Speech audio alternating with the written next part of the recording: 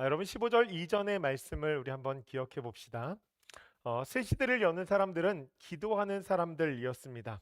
나의 만족과 나의 유익을 위하는 1차원적인 기도가 아니라 하나님의 나라와 그 의를 구하는 기도, 그런 기도를 하는 자들에게 하나님께서는 기회를 주십니다. 어떤 기회를 주시죠? 새 시대를 열 수 있는 기회를 주십니다. 전 우리가 늘 하나님의 뜻을 구하며 새 시대를 열어갈 수 있는 주의 백성들 되어지기를 간절히 축복합니다. 이 새 시대를 여는 첫 번째 역사가 오늘 본문 가운데 나타나죠. 그것은 바로 사람이 세워지는 것입니다. 본문의 중심의 메시지는 이 직분자가 세워지는 과정입니다. 우리가 지금은 뭐 직분자를 세우진 않지만 이 원리를 저희가 좀 잘 살펴보기를 소원합니다. 이 원리를 통하여서 하나님께서 어떤 사람을 원하시는지를 알고 우리 자신을 세울 수 있는, 또한 우리의 자녀들, 또한 우리의 가정, 또한 우리가 품은 태신자들을 어떻게 세울 것인지에 대해서 함께 살펴보는 귀한 시간이 되어지기를 소원합니다. 오늘은 기도하며 기쁨의 사람을 세우라라는 제목으로 하나님 말씀 전하겠습니다. 세상에는 혼자서 할 수 없는 일이 두 가지가 있습니다. 세상에는 혼자서 할 수 없는 일이 두 가지가 있습니다. 하나는 결혼입니다. 결혼은 절대로 혼자서 할 수 없죠. 또 다른 하나는 무엇이냐면 신앙생활입니다. 이 이야기를 들으면 아마 마음 가운데 질문이 좀 생기실 것 같아요. 결혼은 두 사람이 하는 것이니까 그렇지라고 이해가 갑니다. 하지만 신앙생활은 하나님과 나와의 관계인데 왜 혼자 할 수 없다고 목사님께서 말씀하시지라는 질문이 들죠.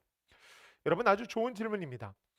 신앙생활은 아주 기본적으로 하나님을 알고 그분과 관계를 맺는 것입니다. 그와 동시에 사람들과 관계를 맺는 것이 신앙생활입니다. 그래서 신앙생활은 절대로 혼자서 할 수가 없습니다. 성경은 이 명제에 대해서 여러 가지로 질명하는데 우리가 두 가지만 한번 살펴봅시다. 왜 우리가 신앙생활을 혼자 할 수 없는가? 첫째로, 하나님을 믿는 사람들은 머리이신 그리스도를 중심으로 몸을 이루었기 때문입니다. 교회로 부르심을 받았다는 것이죠. 최근 우리가 함께 나누었던 에베소서의 말씀 4장 말씀에 이렇게 기록이 되어져 있습니다. 그는 머리니 곧 그리스도라. 그에게서 온몸이 각 마디를 통하여 도움을 받음으로 연결되고 결합되어 각 지체의 분량대로 역사하여 그 몸을 자라게 하며 사랑 안에서 스스로 세우느니라. 아멘. 한 사람이 이 온전한 믿음의 사람으로 세워지기 위해서는 그리스도로부터 온몸이 각 마디를 통하여서 도움을 받고 연결이 되어져서 각 지체의 분량대로 섬겨야 된다라고 하는 것입니다. 여러분, 그렇기 때문에 이 신앙생활의 필수 요소는 하나님과 사람들이라고 하는 거예요. 그러니까 사람들을 떠나서는 절대로 신앙생활을 할 수 없다라고 하는 것입니다. 둘째로, 하나님을 사랑하는 것은 사람을 사랑하는 것이기 때문입니다. 마태복음 25장 40절 말씀에 이렇게 기록이 되어져 있습니다. 함께 읽어볼까요? 임금이 대답하여 이르시되 내가 진실로 너에게 이르노니 너희가 여기 네 형제 중에 지극히 작은 자 하나에게 한 것이 곧 내게 한 것이니라 하시고. 아멘. 지극히 작은 자에게 한 것이 나에게 한 것이다. 여러분, 예수님께서 왜 이런 말씀을 하셨을까요?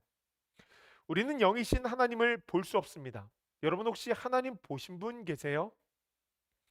여러분, 혹시 예스라고 하면 이제 큰일 나는 거예요. 하나님은 영이시기 때문에 여러분, 우리 눈에 보이지 않습니다. 육신을 가진 우리가 그분을 볼 수 없다는 것은 그분을 사랑한다는 것이 꽤나 개념적이고 추상적이 될 수 있다라고 하는 것이죠. 손에 잡히지 않는 어떤 아이디어란 사랑을 그분과 나누게 되어진다라고 하는 것입니다. 하나님께서는 우리에게 그렇게 하면 안 된다 말씀하시며 나를 향한 사랑은 실제적이어야 한다 말씀하시면서 정말로 나를 사랑한다면 이 땅에 보이는 사람을 사랑해라 말씀하신 것이죠. 여러분, 이것이 하나님의 창조의 섭리로부터 시작이 되어집니다. 하나님께서 이 땅을 창조하시면서 사람을 창조하실 때 더불어 살아가는 존재로 창조하셨습니다. 에덴 동산에 있는 아담을 딱 보고 홀로 있는 것이 좋지 않다, 보기 좋지 않다 말씀하시면서 여자를 만드셔서 함께 하나님의 사랑을 나누며 살아갈 수 있도록 하셨다라고 하는 것입니다. 여러분, 이 사건을 우리가 다양한 관점에서 살펴볼 수 있는데, 에덴을 하나님 나라, 또한 이 남자와 여자로 이루어진 하나의 공동체, 이 두 사람의 연합 가정을 교회의 관점에서 살펴보면 신앙생활은 절대로 혼자서 할 수 없다는 것이 하나님의 뜻, 하나님의 창조의 섭리라고 하는 것입니다. 그렇기 때문에 우리가 이렇게 조이풀 교회라는 이름 아래 함께 모여서 예배하고 함께 신앙생활하며 하나님의 나라를 세워가고 있는 것입니다. 그럼 우리가 신앙생활을 잘한다고 하는 것은 어떤 의미일까요? 두 가지 의미가 있습니다. 하나는 하나님께서 내게 주신 사람들과 좋은 관계, 이 사랑의 관계를 가지는 것입니다. 여러분, 그렇기 때문에 우리가 예배 전에 뭐 했죠? 사랑합니다. 함께 고백한 것입니다. 다른 하나는 무엇일까요? 믿음의 사람들을 이 교회 내에 하나씩 하나씩 세워가는 것입니다. 여러분, 믿음의 동역자들을 세워가야 한다라고 하는 거예요. 사람들은 우리가 생각하는 것보다 서로에게 더 큰 영향을 주고 받습니다. 그래서 인생을 살면서 좋은 사람을 만나고 좋은 환경을 만나는 것이 꽤나 중요하다고 이야기하죠. 예수님도 12제자를 부르시고 전도 여행을 다닐 때에도 두 사람이서 함께 다니라고 말씀하셨습니다. 또한 하늘로 승천하실 때에는 제자들에게 예루살렘에 가서 함께 기도하라고 말씀하시죠. 인생은 마라톤이라는 말이 있습니다. 신앙생활도 같아요. 지금 믿고 100m 달리기처럼 이 10초 안에 끝나지 않는다라고 하는 것입니다. 그렇기 때문에 우리 곁에는 믿음의 동역자가 있어야 우리의 믿음이, 우리의 신앙생활이 온전해질 수 있고, 예수님께서 말씀하신 제자도 자기를 부인하며 십자가의 길을 지고 이 길을 갈 수 있다라고 하는 것이죠. 세상 속에서 예수님의 가르침을 따르기 위해서 우리는 함께 해야 하고 또한 사람을 세워가야 한다라고 하는 것입니다. 본문을 보니까 그것을 위해서 제자들이 기도했습니다. 베드로가 기도하다 일어나 한 가지 의제를 꺼냅니다.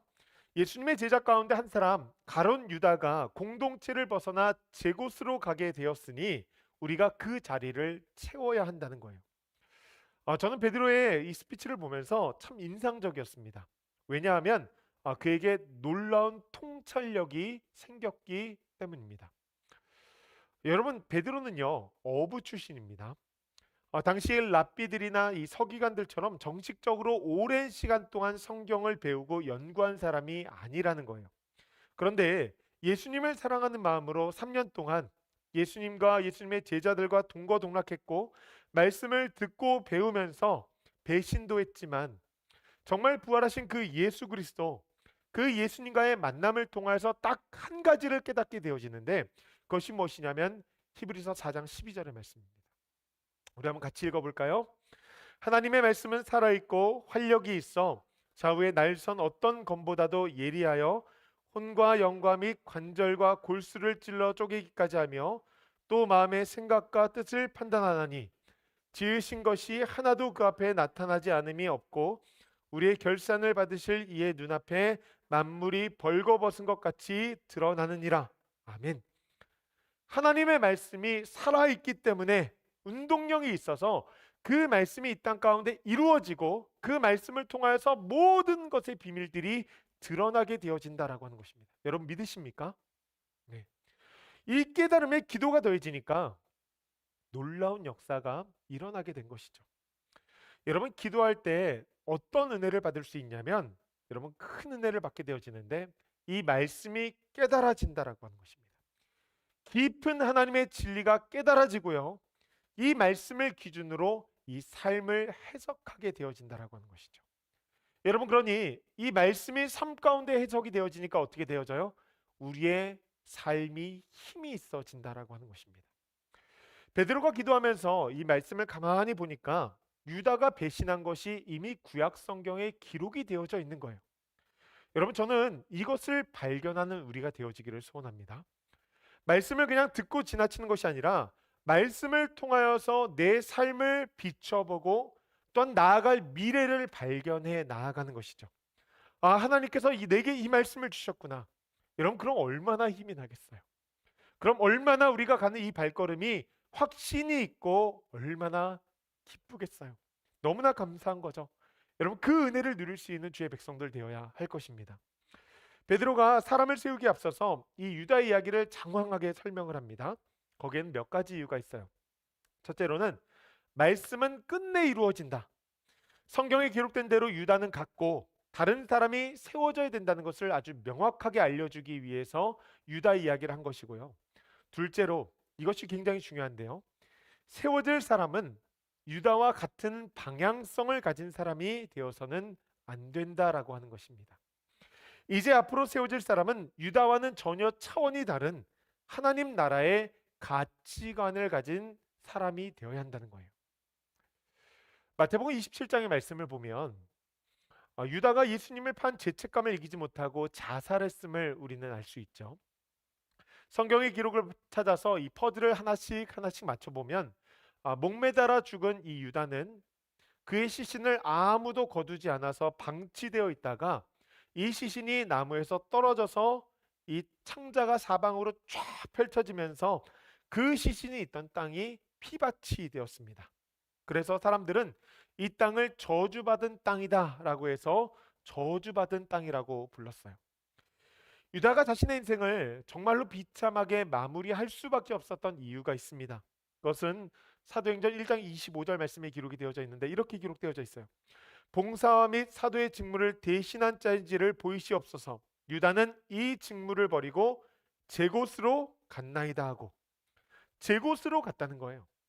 예수님께서 자기 가르치신 자기 부인과 십자가의 길이 아니라 그냥 내가 가고 싶은 길, 내가 내 마음의 보좌에 앉아서 왕이 되어서 이 핸들을 붙잡고서 나의 삶을 인도하여서 자신의 탐심을 채우는 그 길, 그것이 어떤 길일까요?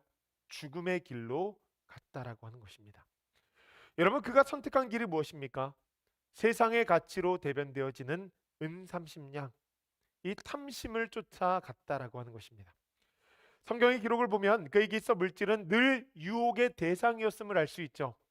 예수님과 함께 다닐 때에도 수많은 도네이션들이 들어왔을 때 그는 그 돈 중의 일부를 늘 횡령해 가지고 자신의 곳간을 채워갔습니다. 왜 그럴까요? 예수님보다 이 물질이 자신에게 있어서 더 가치가 있었던 거예요. 이 물질을 더욱더 자신의 의지의 대상으로 삼았다라고 하는 것입니다. 물질이 자신을 살릴 것이라 생각한 것이죠. 현대인의 감정에서 보면 이 은30냥이 어느 정도가 될까요? 감이 안 오죠. 그래서 제가 가만히 생각을 해봤어요. 당시 대제사장들이 유다가 다시 돌려준 그 돈을 가지고 땅을 사서 공동묘지를 만들었습니다. 땅을 사서 이 공동묘지를 만들 만큼의 돈이라고 한다면 여러분, 적은 돈은 아니었을 거예요. 예수님의 제자로 부름받았지만 늘 돈에 관심이 있었고 거기에 탐심을 부리다 보니까 결국에는 세상의 가치를 쫓는 인생이 되었다라고 하는 것입니다. 여러분, 무엇이 그를 이렇게 만들었을까요? 그것은 바로 유다 마음 가운데 있는 죄입니다. 여러분, 죄가요 너무 무섭습니다. 3년간 집을 떠나서 자신의 삶을 헌신하고 열심히 예수님을 쫓아다녔지만 그 결말이 자신의 탐심을 채우는 이 욕망의 늪에 빠져서 자신이 가고 싶은 곳으로 향하는 죽음의 길로 가게 만들었다라고 하는 것입니다. 여러분, 그러니 이 죄는요, 나의 영혼을 위한 모든 수고와 노력과 헌신을 무참히 짓밟아 버린다라고 하는 것입니다. 그래서 예수님께서 우리에게 계속해서 말씀하시는 것이죠. 깨어 있어라. 깨어 있어라. 이 죄에 함몰되어지는 것이 아니라 깨어서 하나님의 말씀 가운데에서 온전한 삶을 살아가라고 말씀하시는 것입니다. 여러분, 지난 한 주간의 삶을 한번 가만히 돌아보십시오. 아마 하루하루 크고 작은 죄를 지으며 살았을 것입니다. 순간적으로 행하는 죄들도 있었겠지만 계획적으로 범하는 죄들도 있었을까요? 아마 제 이야기를 들으면서 제가요? 라고 되묻는 분들도 계실 거예요. 저는 그런 적이 없는데요. 죄를 이렇게 한번 정의해 보십시오. 모든 영역에서 하나님보다 앞서고 그 말씀에서 벗어나는 것들, 모든 영역 가운데 하나님보다 앞서는 것들, 여러분, 우리는 차마 인지하지 못하지만 우리의 모든 일상 가운데 굉장히 은밀하게 행해지고 있다라고 하는 것입니다. 더욱이 우리가 얼마나 합리화를 잘해요. 그러니 이 죄가 죄인지도 모르고 행하며 살아가는 것이 우리의 모습이라고 하는 것입니다. 무엇보다 여러분, 이 범죄를 가속화시키는 존재가 있다는 것을 여러분 꼭 기억해야 됩니다. 누구죠? 사단입니다. 사단은 우리의 시선을 한 곳으로 몰아넣어서 여러분 그것만 바라보게 하고 그 범죄를 행하게 만든다라고 하는 거예요. 그것을 가지지 못하면 죽을 것처럼, 그것을 얻지 못하면 인생이 막 열등한 것처럼, 그것을 얻지 못하면 아무것도 아닌 존재인 것처럼 결국 그 자신을 몰고 가서 죽음에 이르게 만드는 것이 바로 죄라는 것입니다. 사무엘하의 말씀을 보면은 이 다윗의 아들 암논 이야기가 나옵니다. 암논이 자신의 이복 누이인 다말을 얼마나 좋아했는지 이 상사병에 걸렸어요. 너무 보고 싶고 그분만 생각하면 막 진짜 그분과 함께 하고 싶은 마음이 가득한 거죠. 암논이 그녀를 얻고 싶어서 결국에는 막 들어 눕습니다. 예. 그때 한 친구가 와서 확실한 대책이 있다면서 매우 악한 방법을 알려주죠. 이 다말을 암논의 방으로 끌어들여서 그녀를 범하라는 거예요. 그 계획대로 암논은 다말을 자신의 방으로 끌어들여서 강제로 범합니다. 범죄가 일어난 거죠. 여러분, 다말이 얼마나 저항을 했겠어요. 자신이 그렇게 좋아하고 사랑하는 여인이 저항함에도 불구하고 그녀를 얻을 수 있는 방법이 이것밖에 없다며 그녀를 강제로 범하게 되었습니다. 여러분, 그 생각에 사로잡혀서 그녀에게 씻지 못할 상처를 남긴 것이죠. 그 순간에요, 암논에게 보인 것은 딱 하나예요. 그녀를 범해야 된다. 그래야 그녀를 가질 수 있다. 여러분, 그것을 누가 부추겼을까요? 그것은 그 누구도 아닌 사단입니다. 사단의 계략에 넘어간 거예요. 사단의 진에 딱 빠지잖아요. 여러분, 그러면 아무것도 보이지 않습니다. 여러분, 혹시 여러분들의 일상 가운데 딱 하나만 보이잖아요. 그러면 그것이 다이아몬드가 될 수도 있는데 그것이 죽음의 구렁텅이가 될 수 있다는 사실을 꼭 기억하셔야 됩니다. 그것을 소원하는 마음이 너무 커져서 그것만 보이기 시작하면 여러분, 거기가 사단이 짜놓은 진이라는 것을 여러분 꼭 경계심을 가지고 봐야 된다는 거예요. 문제는 이 범죄 후에 어떤 상황이 벌어지는가? 사무엘하 13장 말씀 보면 이렇게 기록이 되어져 있습니다.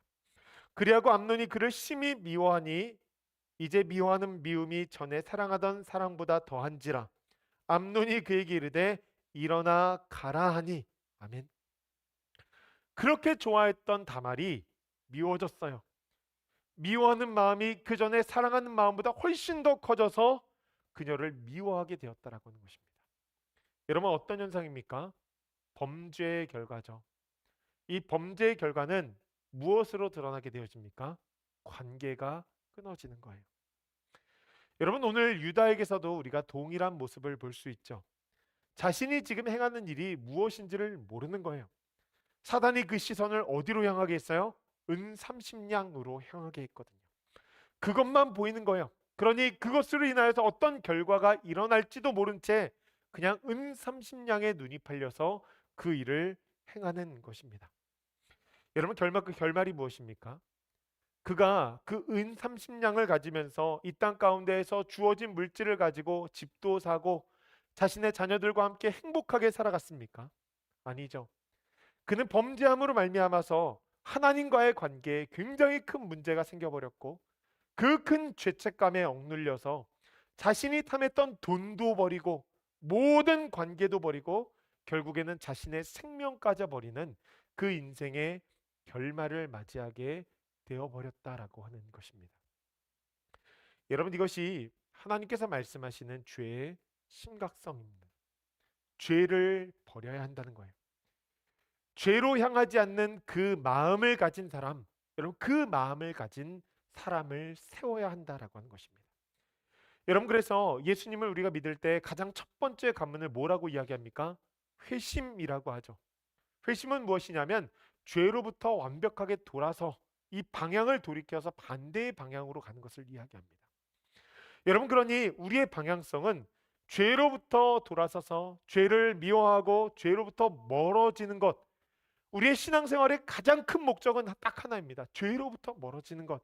그럼 뭐요? 이 죄로부터 멀어질수록 하나님과 가까워질 수 있거든요. 사람을 세울 때도 여러분 마찬가지입니다. 그냥 교회에 데려오는 것이 아니라 그가 복음을 받아들일 수 있도록, 그것을 통하여서 죄로부터 멀어질 수 있도록 간절히 소원하는 마음을 가지고 한 사람 한 사람을 세워가야 된다는 거예요. 세상과 가치를 쫓는 사람이 아니라 온전히 하나님의 말씀을 쫓는 사람을 이 교회 가운데, 여러분들의 가정 가운데 세워가야 한다라고 하는 것입니다. 여러분, 우리의 자녀들도 마찬가지 아닙니까? 우리가 이 땅 가운데에서 이 자식 농사를 잘 짓기 위해서 정말 어마어마한 노력을 들이죠. 자녀를 어떤 사람으로 여러분 세워야 할까요? 좋은 직장을 가진 사람, 돈을 많이 버는 사람, 세상 가운데서 무엇인가 이 명함 한 장 내밀면 누구나 알 수 있는 유명한 사람. 여러분, 그런 사람 참 좋죠. 그러나 여러분, 그 성공 이후에 지옥이 있다는 사실을 꼭 기억해야 됩니다. 여러분, 그렇기 때문에 우리의 자녀는요, 하나님의 사람으로 세워야 되는 거예요.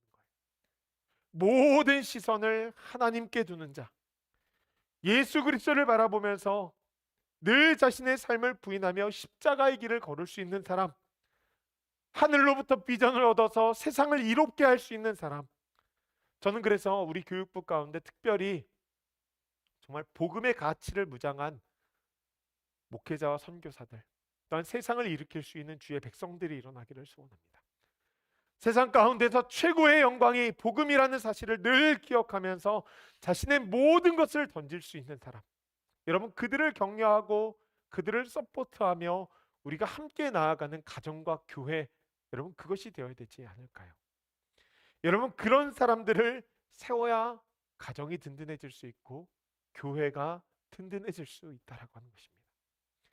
여러분, 그렇기 때문에 오늘 우리는 본문에서요, 뭐 두 사람이 뽑히고 마띠아가 뽑혔다, 이런 것들보다 그들이 정말로 어떤 사람이었는가에 대해서 좀 더 집중을 해야 됩니다.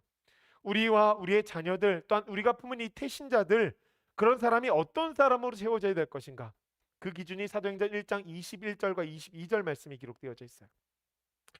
이러함으로 요한의 세례로부터 우리 가운데 올려져 가신 날까지 주 예수께서 우리 가운데 출입하실 때 항상 우리와 함께 다니던 사람 중에 하나를 세워 우리와 더불어 예수께 부활하심을 증언할 사람이 되게 하여라 하리라 하거늘.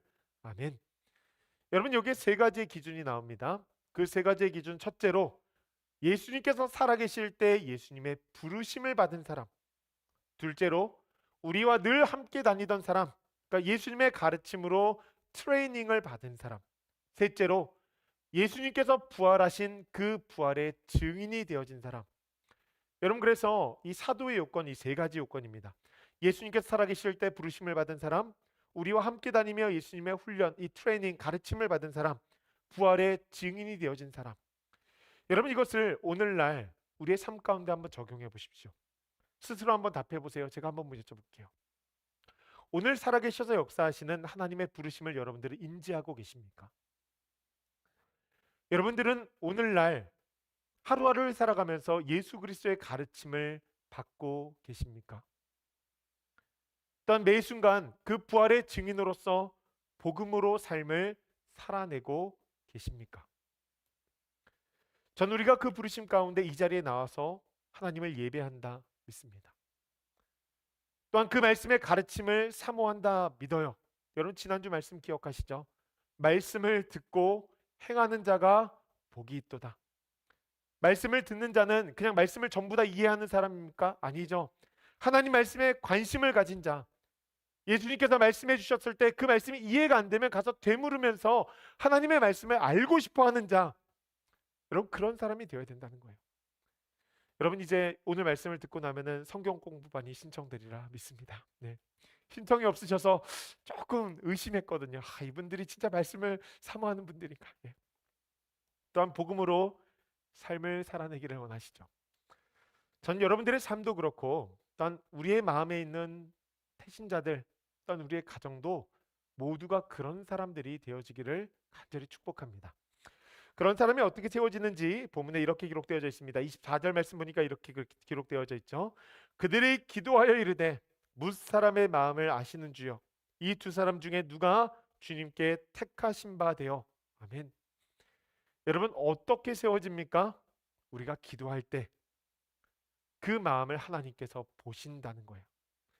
여러분, 여기 무사람이란 단어는 무엇이냐면 모든 사람들을 의미하는 것입니다. 하나님 나라를 갈망했던 모든 사람들, 교회를 세우고자 했던 사람들이죠.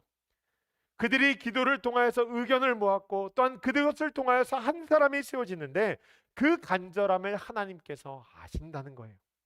여러분, 우리의 마음을 하나님께서 아신다는 것이죠. 전 이 말씀이 제게 참 위로가 되었습니다. 한 주간의 삶을 살아가면서 어지럽고 복잡한 마음을 가지고 하루하루를 살아가는데 하나님께서 진짜 내 마음을 아시는구나. 이 말씀이 그렇게 위로가 되어지는 거예요. 내가 지금 무엇 때문에 고민을 하고 있는지, 내가 무엇 때문에 밤잠을 설치고 있는지, 내가 무엇 때문에 이 눈물의 씨앗을 뿌리고 있는지 하나님께서 아신다는 거예요. 나의 가장 친한 친구도 모르고요, 부모도 모르고 심지어는 배우자도 모르고 나의 형제 자매도 모르고 나의 자녀도 모르는 그 마음을 하나님께서 하신다는 거예요. 그러니 나의 염려와 걱정과 두려워하는 마음, 그 마음을 아시니 하나님께서 우리 주변 가운데 한 사람 한 사람을 붙이시고 또한 그 마음을 함께 나눌 수 있는 사람을 붙이시고 여러분, 그렇게 우리의 삶을 인도하신다는 거예요. 여러분, 그것을 경험한 다윗이 시편 139편에서 이렇게 고백하지 않습니까? 오 여호와여, 주께서 나를 살펴보셨으니 나를 아실 것입니다. 내가 앉고 서는 것을 아시고 멀리에서도 내 생각을 아십니다. 주께서는 내가 길을 다니는 것과 내가 눕는 것을 아시니 내가 하는 모든 일을 샅샅이 알고 계십니다. 오 여호와여, 내가 말을 혀에 담기도 전에 주께서는 그것을 다 아십니다. 여러분, 하나님께서 우리를 얼마나 잘 아시는지 우리가 말을 혀에 담기도 전에 하나님께서 그것을 아신다는 거예요. 우리의 앉고 일어섬을 아시고 우리의 생각을 아시고 우리의 행위를 아시고 여러분, 그것을 아시는 하나님이라는 거예요. 여러분, 그것이 얼마나 위로가 되어집니까? 그러니 나의 삶의 모든 혼란스러움, 질서가 잡히지 않은 모든 것들을 하나님 앞에 아뢰할 수 있는 것이죠. 여러분, 한번 기도해 보세요. 하나님, 내 마음이 너무나 혼란스럽습니다. 내 마음이 아픕니다. 오늘 하루가 벅찹니다. 여러분, 그렇게 기도할 때마다 하나님께서는 내 사랑하는 아들아, 내 사랑하는 딸아, 내가 너의 마음 다 안다. 내가 너를 보살펴 줄 것이다. 여러분, 그렇게 말씀해 주신다는 거예요. 한 사람을 향한 그 열정도 여러분 마찬가지죠. 우리가 태신자를 품고 있는 여러분, 그 마음을 하나님께서 아신다는 거예요. 그러니 그 사람을 위해서 간절한 마음으로 기도하며 나아갈 때, 우리의 자녀들을 위해서 간절한 마음을 가지고 나아갈 때, 내 배우자를 위해서 간절한 마음을 가지고 나아갈 때 여러분, 하나님께서는 그에게 아주 알맞은 방법으로 길을 내시고 그에게 복음을 들려주시고 복음으로 삶을 살아내게 하신다라고 하는 것입니다. 여러분, 저는 우리가 그 마음을 함께 가지고 나아가기를 소원합니다. 무사람의 마음을 아시는 하나님, 그 하나님께서 교회를 세우시길 원하신다. 여러분, 그래서 우리는 시선을 하나님 앞에 둬야 됩니다. 이 땅에서 교회가 아무리 무너져가고 말씀의 가치가 무너져 간다 할지라도 여러분, 시선을 하늘로 두면은 부흥의 역사가 보이기 시작하는 거예요. 하나님께서 보이지 않는 그 부흥의 역사, 여러분, 이 땅 가운데 하나님의 그 역사를 갈망하며 나아가는 것이죠. 말씀을 마무리하려고 합니다. 지난주에 함께 사역했던 목사님이 달라스를 방문하셔서 함께 교제하는 기쁨을 누렸습니다. 이제 함께 사역하던 곳에서 이제 각자의 자리를 이제 맡아서 함께 한 교회를 담임하면서 사역하는 그 이야기를 나누면서 즐거운 시간들을 참 보냈는데, 대화를 나누면서 제가 몇 가지 알게 된 사실이 하나가 있어요. 그 중에 하나가 내가 생각하고 예상했던 것보다 제 마음이 더 교회를 향하고 있고 우리 성도들을 향하고 있구나. 그래서 그 목사님이 저한테, 목사님 어때요? 요즘에 좋아요? 그러는데 제가 너무 좋아요. 달라스 너무 좋아요. 우리 조이필교회 너무 좋아요. 그랬더니 그 목사님이 장난치지 말고 진짜를 얘기하라고. 그래서 제가 진짜 좋다고, 너무 좋다고. 그럼 왜 좋을까요? 시선을 하나님 앞에 두면요, 좋아집니다. 달라스에 뭐 한인이 13만 명, 뭐 14만 명 이렇게 넘어간다 그러는데 교회 성도 수는 2만 명이 안 된다고 이야기를 하더라고요. 여러분 이 시각을 세상의 입장에서 보면은 여기는 안 될 곳입니다. 네. 꽤 오랜 시간 동안 있었는데도 여러분 그 정도가 안 되면은 이건 안 되는 거죠. 근데 시선을 하나님 앞에 두면은 여러분 어떻게 될까요? 노다지가 있는 땅인 거죠. 세일즈 판매원, 신발 판매원이 아프리카에 갔어요. 그랬더니 그 두 사람이 이런 보교를 했다고 합니다. 여기는 신발을 신고 있는 사람이 아무도 없어서 신발이 팔리지 않을 것 같습니다. 또 다른 한 사람은 어떻게 고백을 했을까요? 여기에는 신발을 신고 다니는 사람이 거의 없습니다.